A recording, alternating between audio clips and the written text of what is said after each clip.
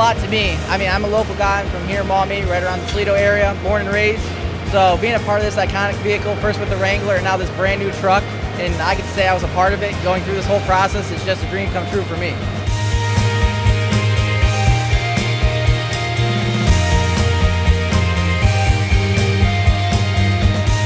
I've been with Jeep for 6 years here. It's a great opportunity to work with Gladiator. It's actually one of the best vehicles I've seen in a long time, with all the different options that are available with the vehicle.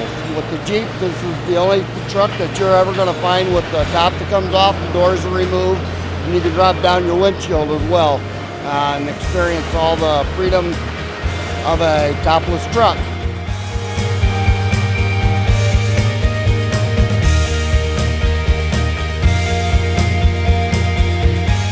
You know, I've always followed the Wrangler. I worked on the CJ, the YJ, the TJ. I've done anything that's Wrangler because it's usually the biggest seller in the system. But right now, you know, the technology and the four-wheel drive capability of the Gladiator, you know, it can't be beat. And as you see the style of it as well, it's a wonderful feeling being part of the Toledo crew, that's for sure.